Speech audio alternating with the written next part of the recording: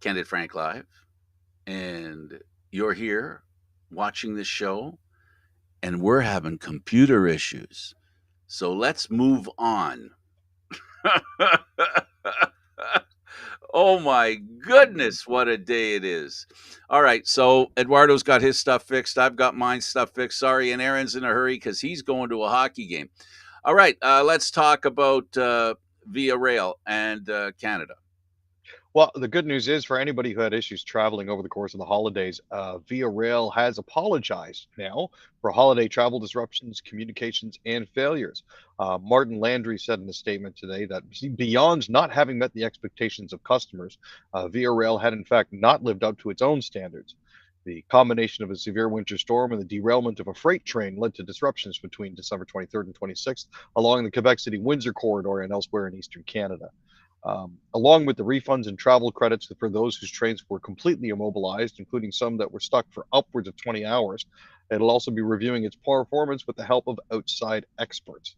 So it's good to see that they're taking concrete steps to remediate some of the issues that cropped up under their watch. Well, that's nice of them. Yeah. That's really nice of them. Let's talk about Nova Scotia and about a wait list when it comes to doctors.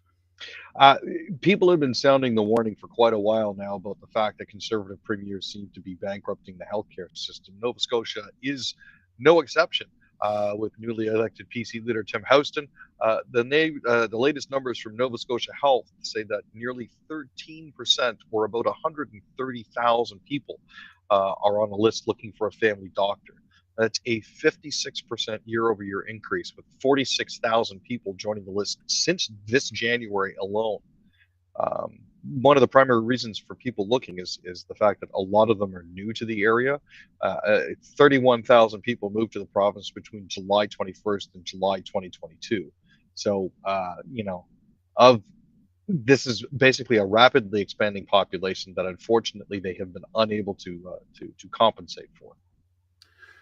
Let's talk about, I felt like garbage from time to time, but in Calgary, a Calgary man was literally being squeezed into the garbage truck.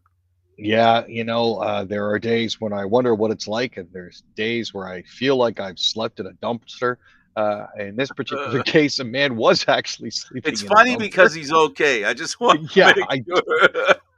just to clarify here, folks, we're glad that he's all right, but he had apparently passed out and was picking up a second noise, a second load. Sorry, when he heard a noise, checked the camera and saw that there was a person that was trapped in with the garbage. Now the man was breathing and conscious.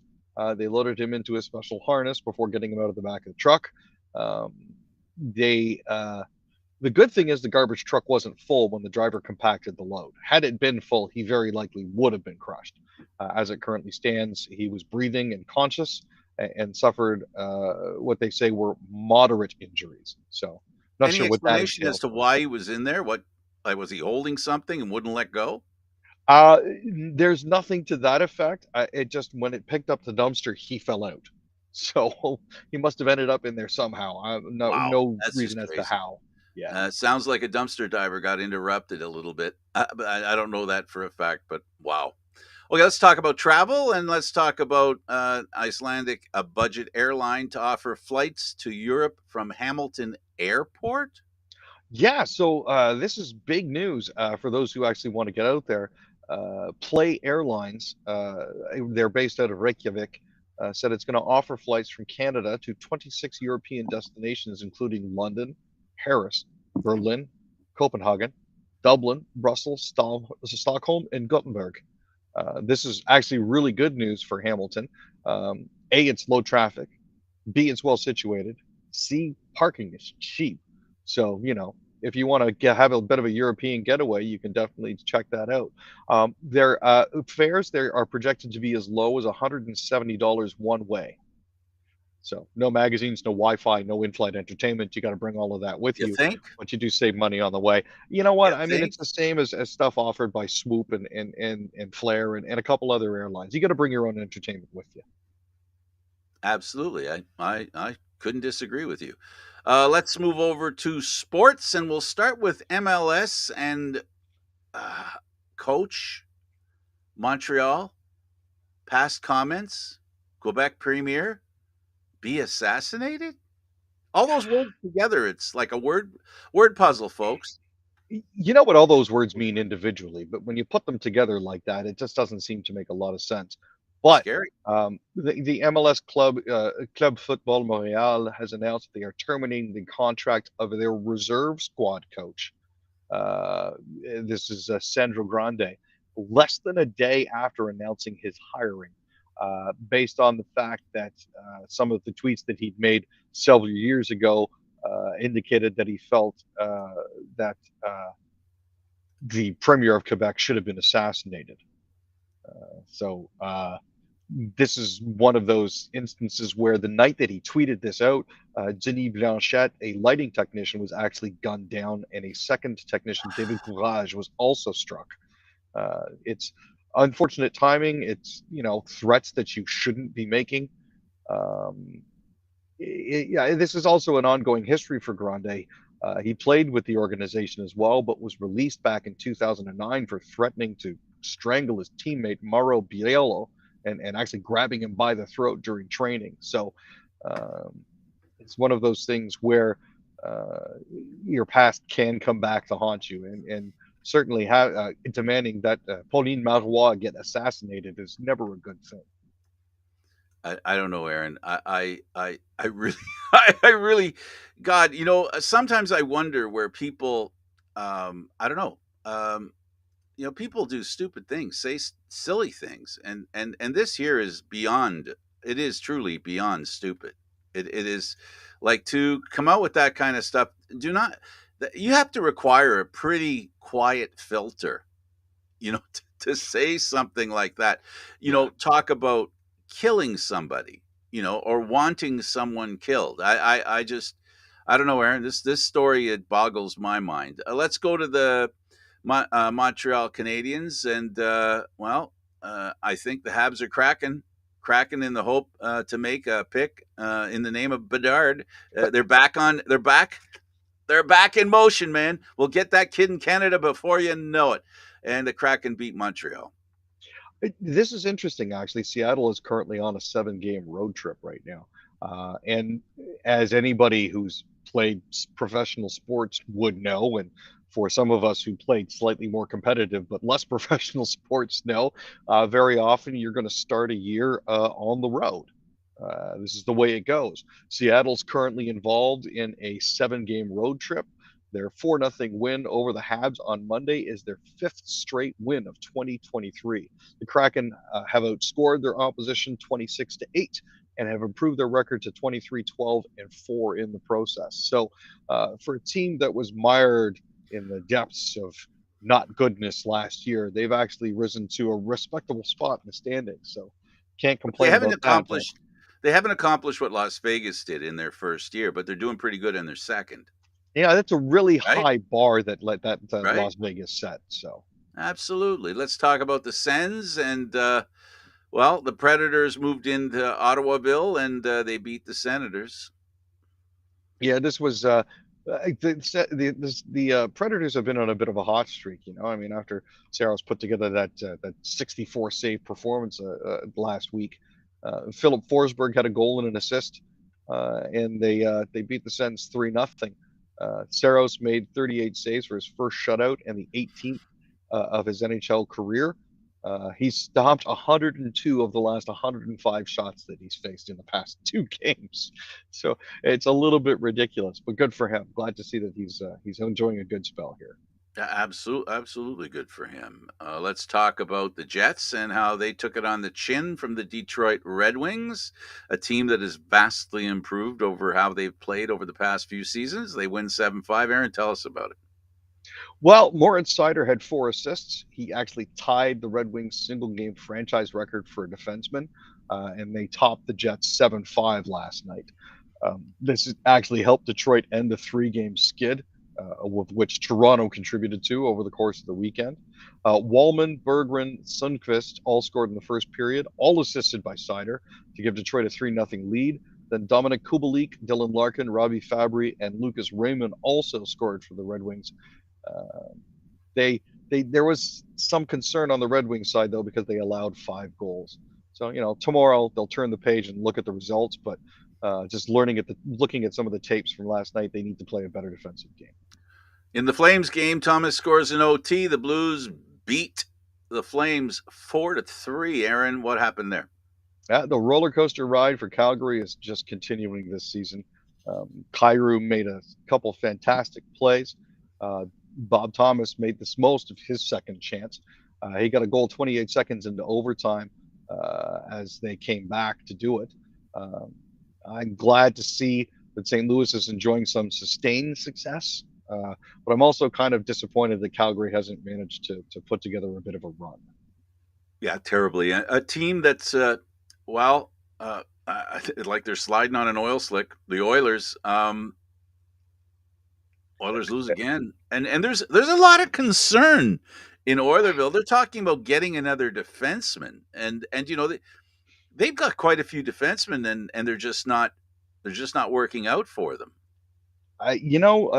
Darnell Nurse didn't look They paid a lot of money for particularly him. sharp. Yeah, they did, but he hasn't looked really good. Kevin Fiala had 2 power play goals and 2 assists. That I think was part of what helped. Adrian Kempe also scored 2 power play goals. The issue that you're running to here is that there's a lot of penalties that Edmonton is taking for some apparent reason now. It's not like they don't have the wheels to keep up with other teams. They certainly do. They've got the speed merchants to do it. They're just, you saw Kevin Fiala's goal with Nurse trying to catch him. Neither of the defenders' players' skates were moving. They were just gliding back and hoping that the air being sucked behind Kevin Fiala as he blew between them would keep him up with them. It's just pretty bad, man. It's not looking good. No, they're in trouble, and the GM is under fire now. He's there. Well, Oilers. You know, it's the Canadian teams. I'm a bald faced Canadian hockey fan. I pull for all the Canadian teams. When I said about Montreal, that was sincere. It'd be great if they ended up at the bottom and they got Bedard. It'd be wonderful, whether it be them or Vancouver. Either way would be fantastic. But what we're seeing here is we've seen all the Canadian teams have had a tough on this news story. They've all lost. All of them have lost. And right now you've got the Leafs are all that's left. If you look at what happened with Pittsburgh visiting Vancouver, they won as well, 5-4. Vancouver, if they keep losing, they'll be in the conversation about Bedard. Now there are a lot of teams that seem to be racing for the bottom right now. I'm quite frankly puzzled because it's not like there's a player or a skill disparity on the Canadian teams. They just cannot seem to get it together. There's nobody working together on defense for some of these teams. The Uh, forwards can't finish. It's absolutely puzzling. is it the pressure? I more and more, it's difficult to ignore the simple fact that there is a lot of pressure in Canada for the hockey teams in Canada. Previously, there was the concern that Canadian teams weren't getting all the players willing to play in Canada. Um, Probably because they felt it was too much pressure to play in Canada. But that's not the excuse now. You've got the greatest player in the world playing in Canada, playing in Edmonton, the team we were just talking about. So they're not short on talent, like you said, here in Canada. Yeah. So is it a first overall pick you need to improve your lot in life? Was the move for Matthews the reason why the Leafs are where they are right now? He's injured. You know, I don't think so. It's cumulative. The Maple Leaf team does not have the success they have today if they don't have a good coach and if they don't have a deep roster and more than one stud. And the Leafs have four. They signed four.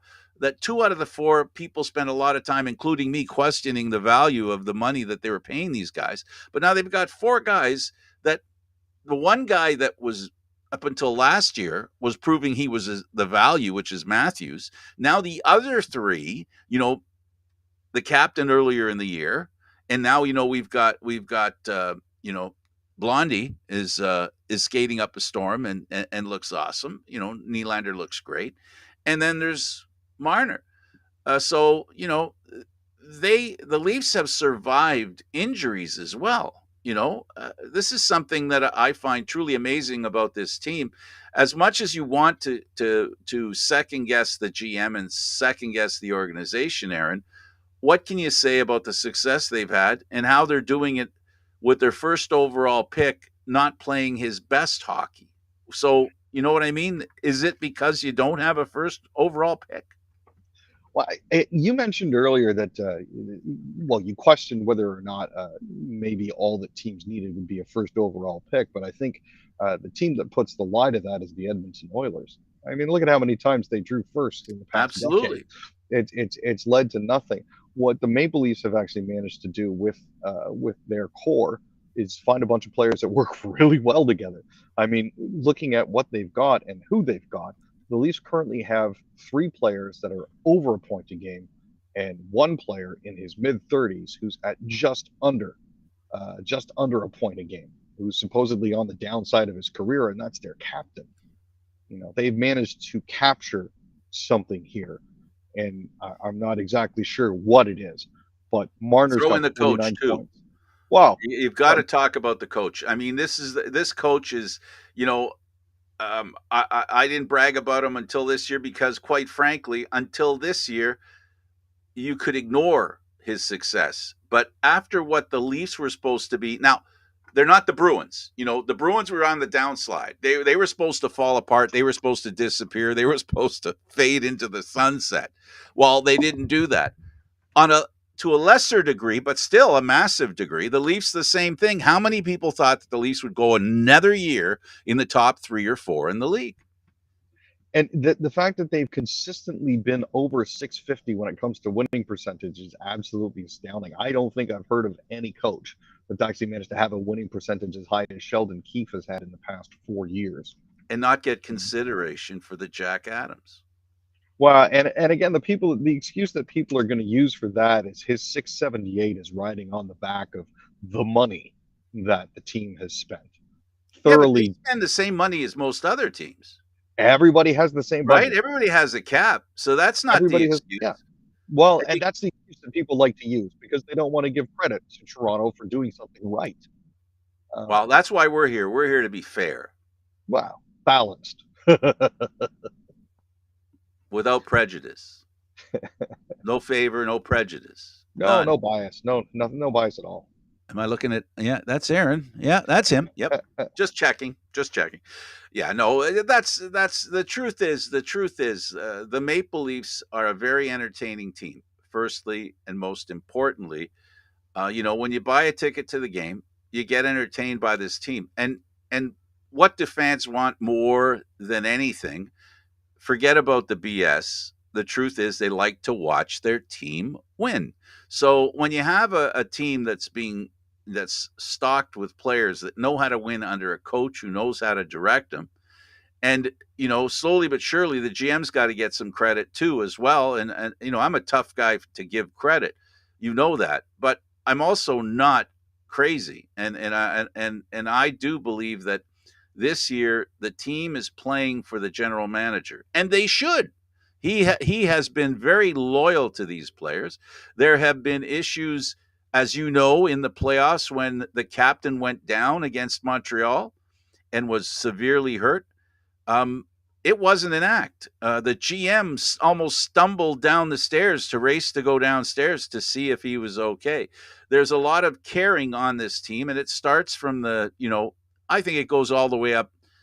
It goes all the way up to the president, to Shanahan, and to Dubas, and the coach, and the players. Like, this does not happen. This kind of run that the Leafs are on. I know.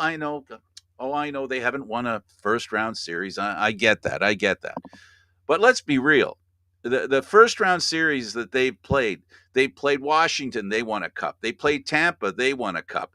I mean, the reality is, and then never mind the ones that made it to the final that took them out. So, I'm sorry about the rant, but I just want people to understand that this is the tough time of the year. This is where the Maple Leaf players, the coach, the GM, and the president are going to have to prove that finally this team can not only have a good season, but have a reasonably successful playoff.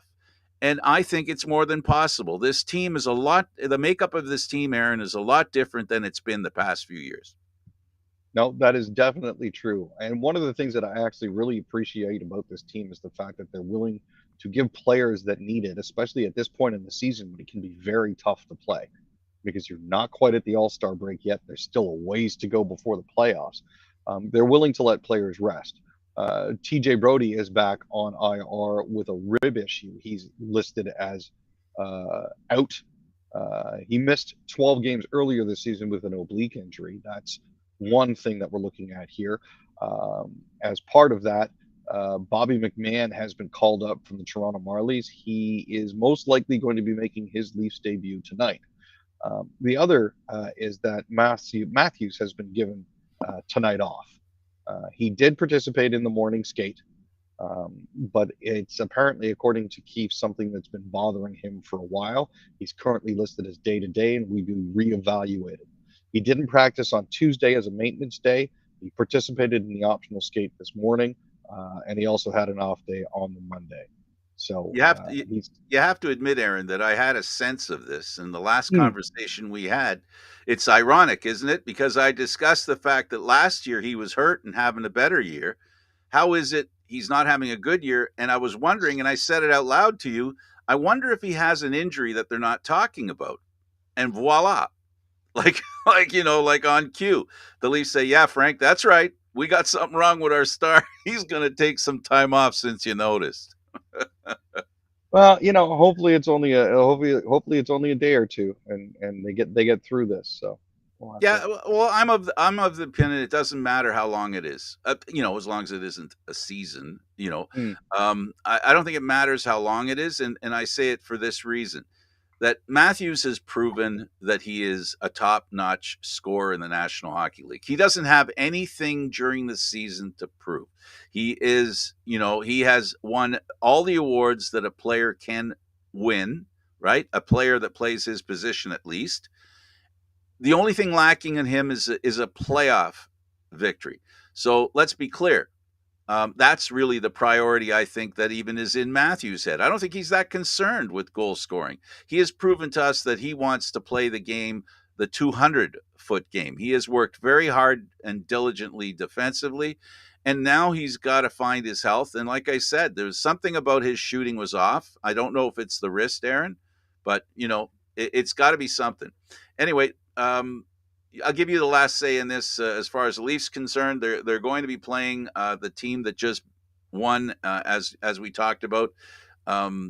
It's going to be an interesting game tonight, and you're Oh, going. for sure. I'm not actually going to that game. I'm going to the Marlies game against Oh, the you're going to the Manitoba Marlies Moose game. just down the street. Yes. Oh, okay. So we'll actually see how the Marlies do without McMahon in their lineup. I've been interested in seeing what the Marlies have been doing, in particular with the power play, because they've been running out 5 forwards. I know that the Leafs have been experimenting with that. In the past couple of games, they have put Riley back on the point, but they're getting a lot of interesting information out of running 5 forwards out there with the Marlies. So I'm going to take a look at that and see how that all comes together for them. And you're going to go get to see the wall in front of the net. Oh, dude, that man is absolutely amazing. I have been loving his performances for the past little while. So yeah, it'll be interesting. It'll be good to see Joseph Wall again. Well, it'll be a real interesting game. Enjoy the game. We'll be watching the Leaf game again, folks. This is the part of the season where we start setting up for the playoffs and positions start to present themselves. How you go into the playoffs now is really important. And these are the games. January, February, this is when you establish your playoff ability. It starts today. And for the Leafs, a great team to test that theory. Thanks, Aaron, for doing this. Thanks for having me, Frank. All right, for Aaron William Freeland, I'm Candid Frank Stanisci. Thank you for watching Candid Frank Live, Aaron, Mondays, Wednesdays, and Fridays at 6 p.m. Eastern Standard Time. This show can also be heard on the Spanglish World Network on Zingo TV. For Candid Frank Live, other news, entertainment, and sports programming we offer, please check out SpanglishWorld.ca. Spanglish World. Watch it, hear it, read it, download it, and live it. Thanks for watching, everybody. Ciao for now.